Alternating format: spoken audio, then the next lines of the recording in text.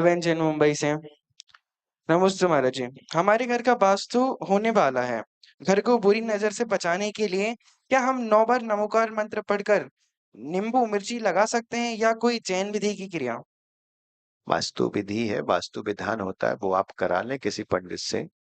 और अगर आपको उपलब्ध ना हो तो एक सबसे अच्छी विधि है कि आप तो बढ़िया भक्तांबर का पाठ करो, 64 रिद्धि या शांतिनाथ भगवान का कोई विधान करो और पूरे घर पे गंधोदक लाओ और नमोकार मन चित्ताड़ी मंगलम पब्बजामि तक मम सर्व शांतिम कुरु कुरु मम रक्ष रक्ष सर्व कुरु कुरु बोलकर आप तो पूरे घर पे गंधोदक छिड़क दो। गंधोदक से ज्यादा नींबू मिर्ची से ताकत तो गंधोदक में है। और जब हमारे पास गंधोदक है तो नींबू मिर्ची के लिए काय करो, नींबू मिर्ची भी लेके आओ। उस दिन जो मेहमान आए उनको बढ़िया नींबू मिर्ची का अचार खिलाओ, उनका भी भला हो और गंधोदक छिड़को, तुम्हारा भी भला हो। भक्तांबर का पाठ करो प्रति दिन।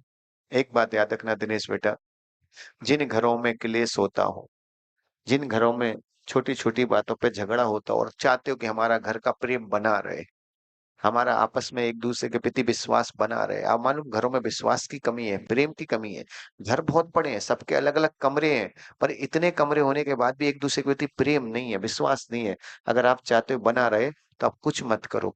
अगर हो सके तो प्रति दिन शाम के समय, संध्या काल के समय, आप अपने घर में रात्रि के समय प्रति दिन पूरा परिवार बैठ के, हमारे कहने पे हम जाना नहीं कह रहे, केवल केवल आप 41 दिन लगातार घर में प्रति दिन भक्तंबर का पाठ करो। और हो सके तो घर में ही भक्तंबर के दीपक लगा लो। विश्वास रखना सारी से ज्यादा आदि विपदाएं तो खत्म हो जाएगी।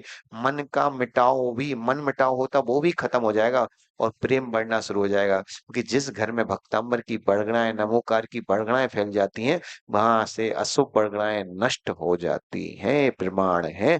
और इसका प्रमाण आप समझ लो, अंजन चोर, क्या पाप की बड़गड़ाएं, क्या वेश्यावृत्ति की बड़गड़ाएं थी, लेकिन नमोकार के प्रभाव से अगर वेश्यावृत्ति की बड़गड़ाएं खत्म हो सकती, हमारी तो छोटी मोटी कसाई की बड़गड़ाएं नियम से खत्म होंगी।